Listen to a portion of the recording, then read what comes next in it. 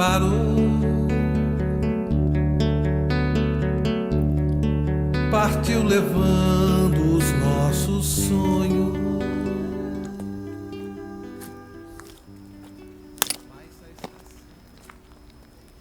Mairinque, dos trilhos à vila. É um projeto contemplado por edital do município de Mairinque na Lei Paulo Gustavo. Por ser um projeto de audiovisual de curta-metragem, não tem a pretensão de se aprofundar em nossa história, mas sim despertar o interesse e o sentimento de pertencimento na população. Para contarmos um pouco a história de Mairinque, precisamos voltar no tempo e irmos até a Europa, mais especificamente para a Inglaterra, num período em que ocorreu a Revolução Industrial. Essa grande revolução transformou a maneira de trabalho da população. Aquilo que era feito com as mãos do homem de forma artesanal passou a ser feito através de máquinas. E uma das máquinas principais utilizadas na produção desses bens era a máquina a vapor. Então, da máquina a vapor para a locomotiva foi um pequeno passo. E assim começaram a surgir no mundo as primeiras ferrovias. A ferrovia não demorou para chegar no Brasil. Em 1854, o Rio de Janeiro inaugurava sua primeira ferrovia com uma produção de Irineu Evangelista de Souza. Daí para São Paulo também não passou muito tempo. 13 anos após, os ingleses fizeram aqui uma ferrovia com o objetivo de ligar o interior paulista ao Porto de Santos. A cidade escolhida foi Jundiaí. Então a São Paulo Highway partiu de Jundiaí e tinha como um grande desafio descer a Serra Paulista. Para isso, construiu-se uma vila no topo da serra para descer até Santos, chamada Paranapiacaba. E para vencer esse desafio foi criado um sistema funicular, o primeiro aqui no Brasil, que foi feito aqui na cidade de Paranapiacaba. Nós estamos aqui agora em frente a essa locomotiva que era utilizada no sistema funicular de Paranapiacaba.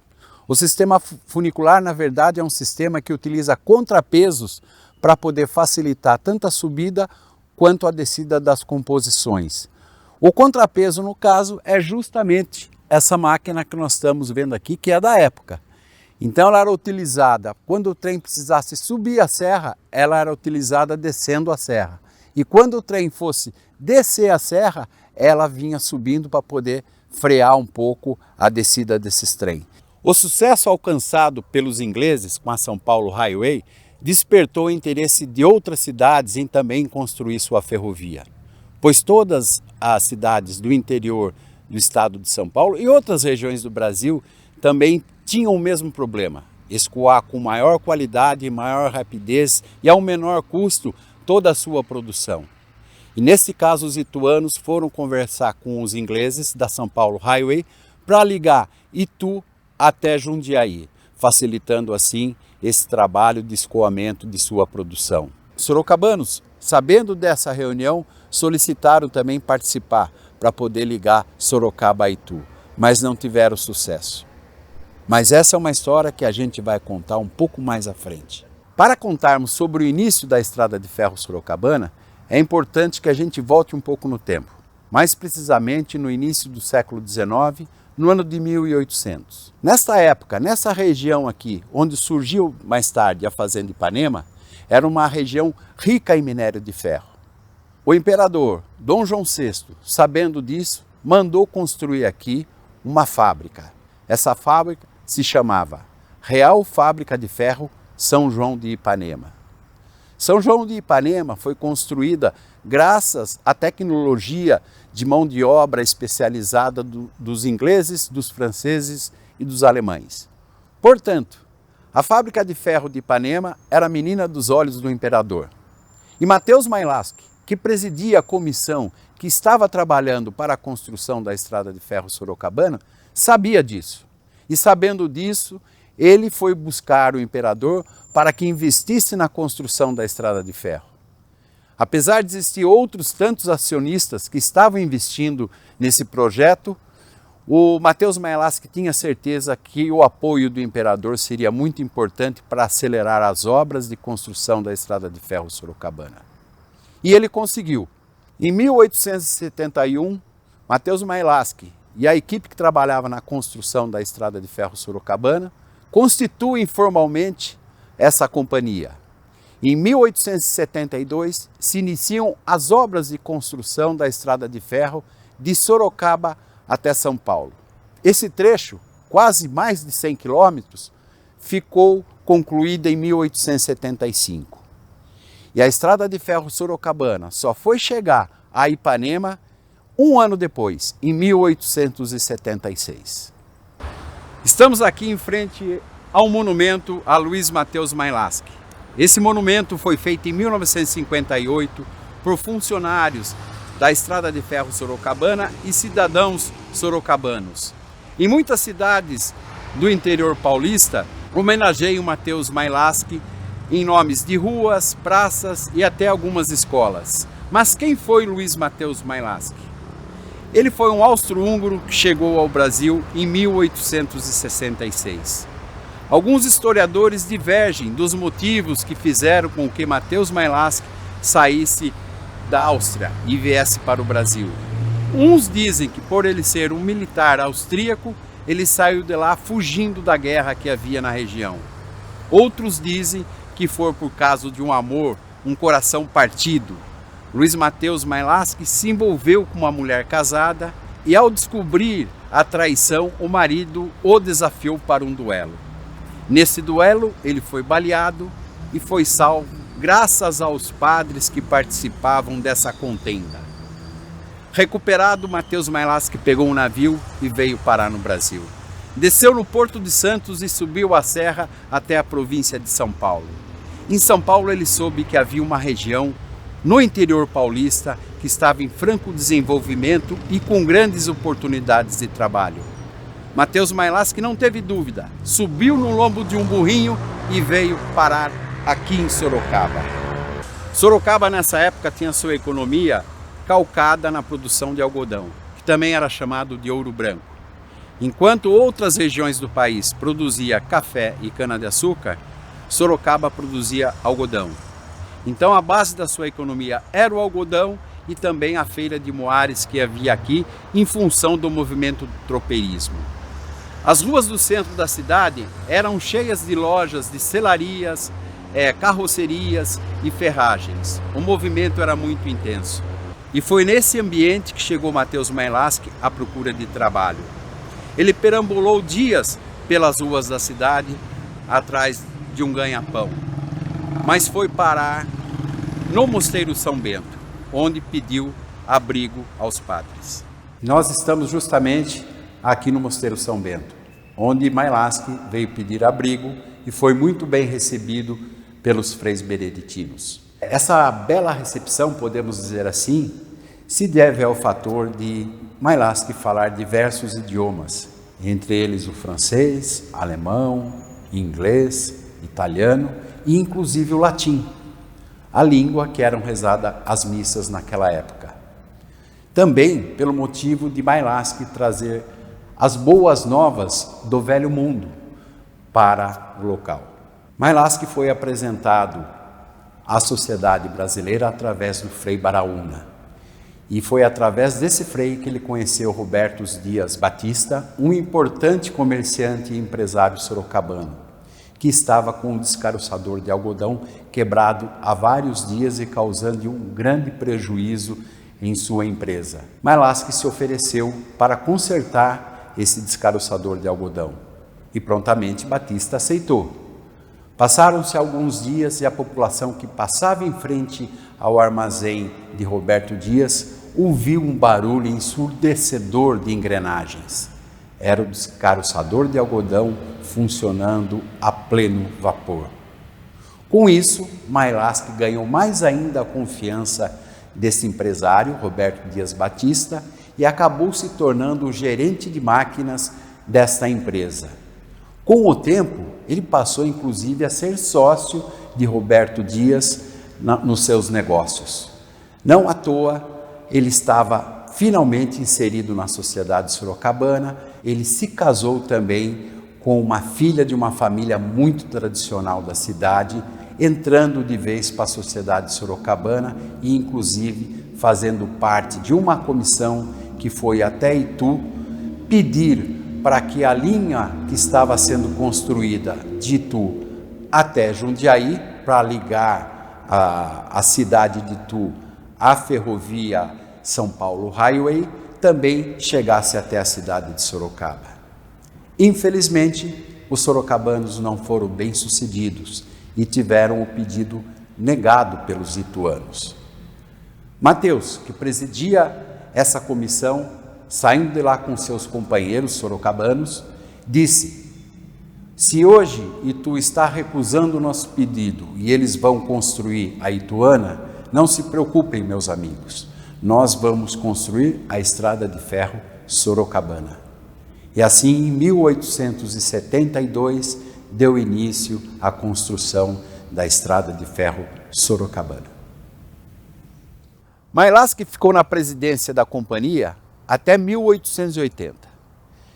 Devido a elevados endividamentos, os acionistas formaram uma comissão para analisar e conhecer mais a fundo os atos praticados por Mailasque durante o período de sua presidência.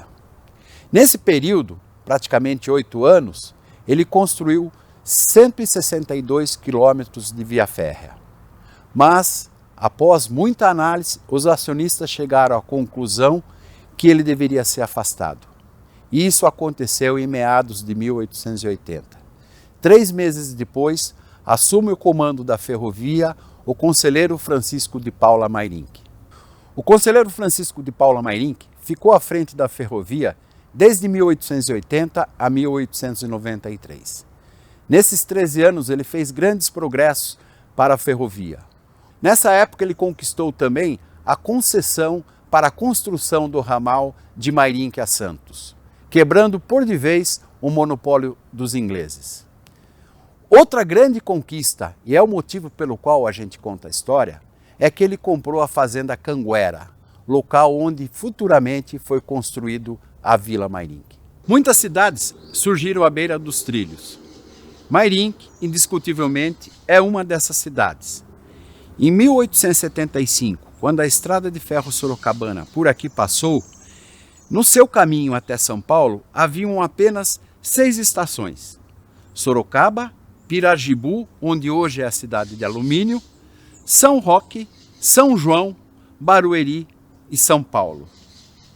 Neste local, a companhia construiu uma pequena estação de madeira e uma pequena oficina para pequenos reparos de trens, isso em casos de emergência.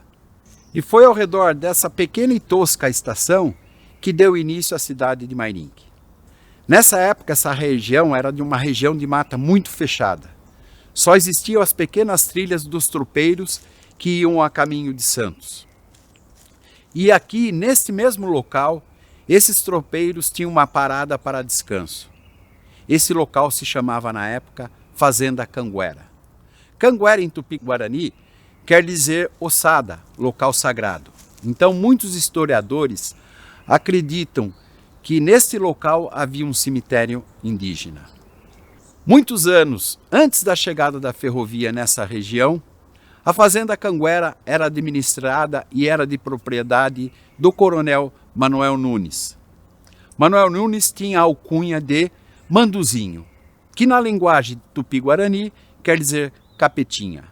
Isso nos dá a ideia das torturas que ele deveria cometer contra esses indígenas para poder ser chamado assim pela alcunha de capetinha. Em 1881, o conselheiro Francisco de Paula Mairinque compra a Fazenda Canguera. Ele sabia que esse local, estrategicamente, era o local mais adequado geograficamente para chegar até o Porto de Santos e assim vencer a Serra do Mar e fazer frente à Inglesinha, a São Paulo Highway. Dessa forma, ele estaria acabando com o monopólio da São Paulo Highway. Mas ele sabia também que para construir essa estrada de ferro que saísse desta região até o Porto de Santos, ele precisaria de uma quantidade muito grande de trabalhadores. E o local não era adequado para isso, porque era de difícil acesso, como já vimos. Ninguém poderia querer trabalhar aqui sendo casado com filhos. Então o que fez o conselheiro Francisco de Paula Mairinque? mandou projetar uma pequena vila de 100 casas para que os trabalhadores viessem trabalhar aqui. E este é o início da nossa cidade. Com a construção dessa vila, ela cresceu e se desenvolveu. Uma das grandes conquistas do conselheiro Francisco de Paula Mairinque, à frente da administração da Estrada de Ferro Sorocabana, foi a aquisição da Fazenda Canguera. E finalmente, em 27 de outubro de 1890, a Vila Mairinque é inaugurada. Com uma grande visão estratégica para os negócios, o conselheiro já previa que esta região seria de suma importância para os interesses da ferrovia sorocabana. Com a aquisição da ferrovia Ituana, a construção do ramal ligando Itu a Mairinque e a conquista da concessão da construção da estrada de ferro Mairinque a Santos, sem dúvida nenhuma o progresso dessa região seria muito grande. Essa mesma visão estratégica foi compartilhada pelos presidentes que o sucederam na direção e na administração da Estrada de Ferro Sorocabana. Alfredo Maia, em sua administração, no período de 1903 a 1907, trouxe para a Vila Mairinque as oficinas de trens da Sorocabana. Foi justamente aqui que a Sorocabana fazia a manutenção de seus vagões e suas locomotivas. Inclusive, a iluminação pública da cidade foi feita com postes para iluminação a gás que foram fundidos neste local. Assim que o conselheiro Francisco de Paula fez a aquisição da ferrovia Ituana, logo em seguida, a Estrada de Ferro Sorocabana começou a construção do ramal Mairinque a Itu. Então realizava-se aí, assim, um sonho já anterior dos sorocabanos de fazer a ligação de Sorocaba com Itu, mas desta feita a partir de Mairinque. Mairinque acaba se transformando mesmo no entroncamento das ferrovias paulistas. Nesse trecho de 52 quilômetros de ferrovia foram construídas duas estações, a estação de Moreiras e a estação de Dona Catarina. As duas estações hoje foram transformadas em posto de saúde municipal de Mairinque. Esse trecho entre Itu e Mairinque possuía uma topografia um pouco complicada. E para vencer esse trecho, foi necessário construir este túnel para facilitar o trajeto desses trens. Esse túnel hoje é utilizado pela população da região para a prática de esportes mais radicais, como bicicross, motocross e amantes de rapel. É importante destacarmos que entre Mairinque e Itu existe um bairro muito interessante, com o nome de Dona Catarina.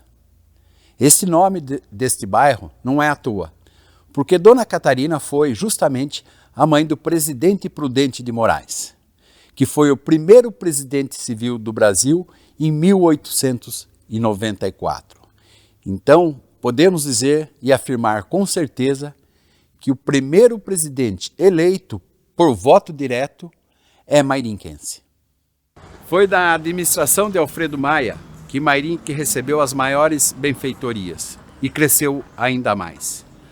À frente desse desenvolvimento todo estava uma pessoa muito importante e o maior benfeitor de nossa cidade, o engenheiro Henrique Cheveng. Graduado na França, esse engenheiro trouxe para o Brasil as mais modernas infraestruturas somente conhecidas nas cidades da Europa. Podemos dizer com toda certeza e sem medo de errar que a Vila Mairinque foi a primeira vila no Brasil que recebeu esse tipo de infraestrutura. Possuía água encanada, tratamento de esgoto e iluminação a gás das suas vias públicas.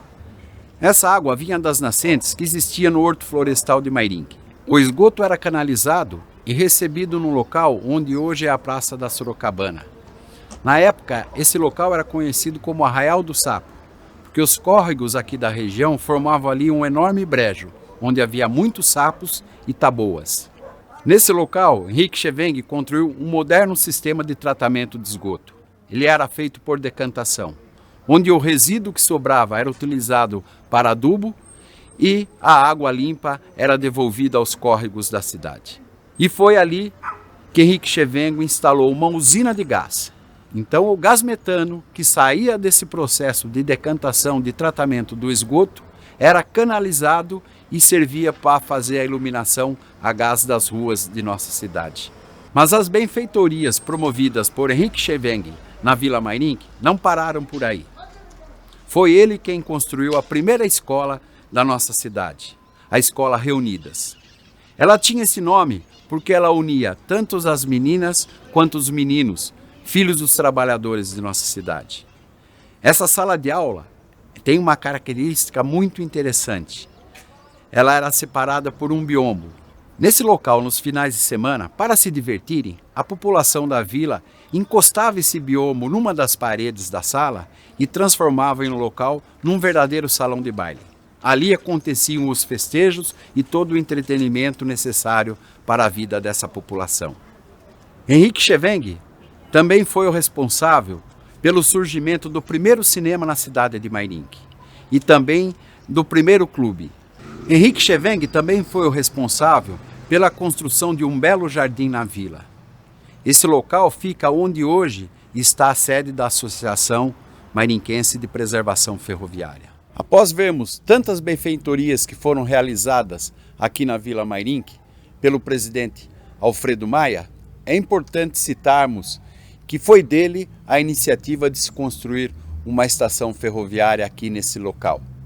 A velha estação de madeira não correspondia mais às necessidades ferroviárias que havia neste local. Para tanto, Alfredo Maia contratou um arquiteto francês, Victor do Bugras. Naturalizado na Argentina, ele se radicou no Brasil em 1891. Victor do Bugras se tornou professor na Escola Politécnica de São Paulo e realizou vários projetos arrojados pelo país. Para a obra da estação ferroviária de Mairinque, Victor do Bugras apresentou um projeto totalmente inovador e diferente dos demais projetos das estações ferroviárias que haviam pelo país, que normalmente era no estilo inglês.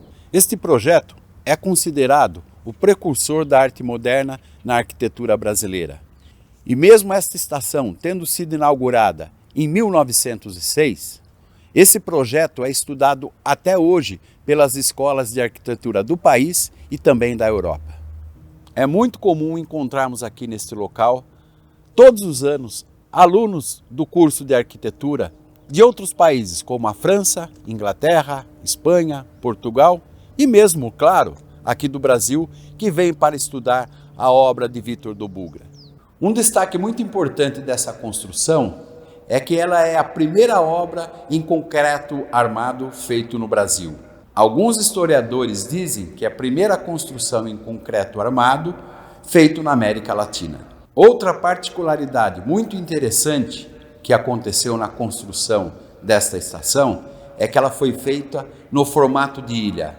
Isto é, ela é cercada de trilhos por todos os lados. E o acesso da população à sua plataforma foi feito através de um túnel subterrâneo, garantindo assim total segurança aos usuários da estação. Por todas essas características, a estação ferroviária de Mairinque foi tombada pelo CONDEFAT em 1986 e pelo INFAM em 2004, tendo assim uma proteção institucional e patrimonial dos órgãos competentes, tanto na esfera estadual quanto na esfera federal.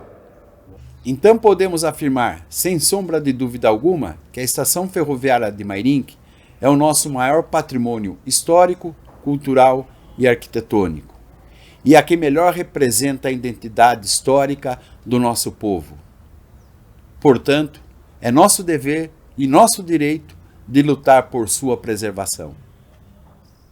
Estamos no Horto Florestal de Mairinque. Naquela época, em 1880, 1890, era um local muito importante para as ferrovias, pois ele servia para fornecer material para a construção, tanto das linhas férreas, para a construção de dormentes, como também como combustível para as locomotivas a vapor. Era do Horto Florestal que eram retiradas as lenhas para aquecer as fornalhas das locomotivas. Em 1930 foi construído aqui neste local um belo e lindo casarão, que servia de residência para o engenheiro Jonas Zabroski da ferrovia Sorocabana. Ele que cuidava desse local e das atividades que aqui existiam. Este local também era motivo de orgulho para os mairinquenses. Muitas festas, muitos casamentos aqui se realizavam. Foi construída essa bela capela aqui ao fundo e também, por um período longo, abrigou os restos mortais do conselheiro Francisco de Paula Mairinque. Hoje a população mais antiga de nossa cidade lembra com muita saudade da época e dos anos de ouro que foi o horto florestal da nossa cidade.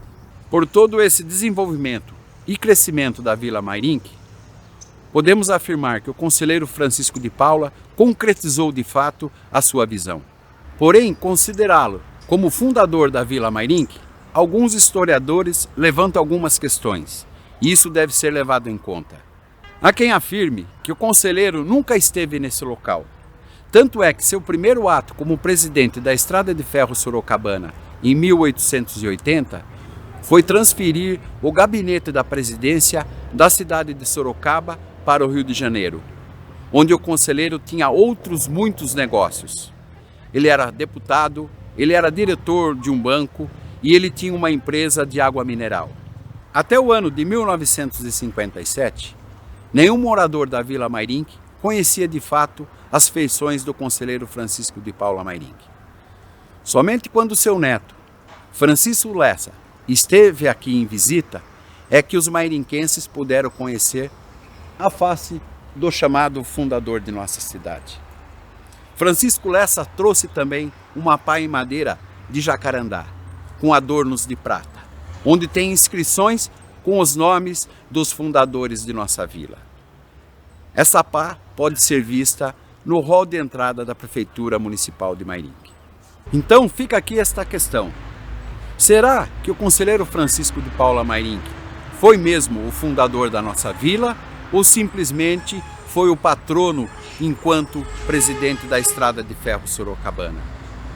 Fica aqui uma provocação para aqueles interessados em pesquisar mais a fundo sobre a história de nossa cidade. Estamos chegando ao final desse trabalho, o qual teve como objetivo principal despertar e fortalecer o sentimento de pertencimento da população mairinquense em relação à nossa história. Este material está sendo doado à Associação Mairinquense de Preservação Ferroviária, para fazer parte do seu acervo histórico e ser consultado por qualquer um a qualquer momento. Para isso, basta você acessar o site da associação, que é www.ampfmairinque.org. A Associação Mairinquense de Preservação Ferroviária possui um trabalho fantástico na preservação de nossa história. A associação foi fundada em 2006 e, através do seu programa EPA, Educação Patrimonial AMPF, qualquer pessoa pode se atualizar em relação aos acontecimentos que aqui ocorreram desde 1890. Além do programa EPA, a associação realiza diversas outras atividades culturais aqui em sua sede, tais como música, dança, teatro, cineclube e audiovisual. Tem também uma bela sala de acervo fotográfico histórico e todos podem visitar esse local a qualquer momento. Basta ligar para a associação e agendar a sua visita. Participe da Associação Mairinquense de Preservação Ferroviária. Se associe e nos ajude a fazer o resgate histórico de nossa cidade. E para encerrar, eu gostaria de citar um trecho de uma das músicas dos compositores mairinquenses, Maria Cândida e João Bide, pois reflete exatamente o espírito de luta da associação na busca da preservação da nossa história. A estação continua lá, plantada no mesmo lugar, como árvore ferida, clamando pelo estanque da seiva. Mas a estação continua lá, plantada no mesmo lugar,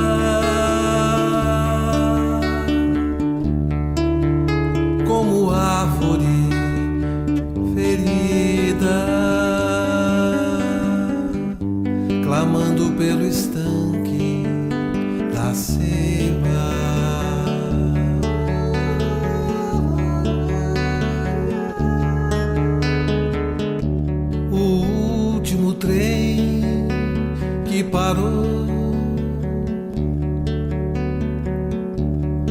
partiu levando os nossos sonhos, mas a estação continua lá, plantada no mesmo lugar,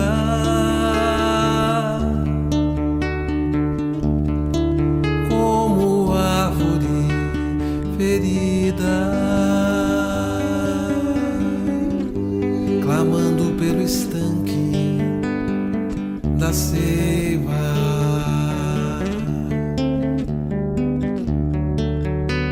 Sangue que corre nas veias, escorre nos velhos trilhos, como os trens que ainda passam. Sangue que corre nas veias, escorre nos velhos trilhos, como os trens que ainda passam.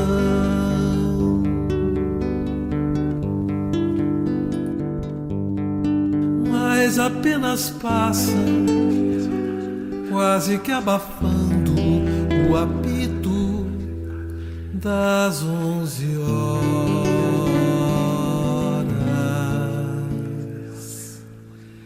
que grita solitário, como um lobo na montanha,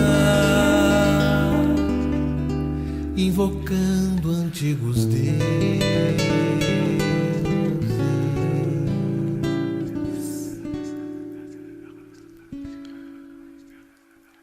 É a estação, é o apito, é o sotero, é o niquirito, é a gente esperando o trem que foi girar o mundo, mas já vem, que foi girar o mundo, mas já vem o trem que já vem.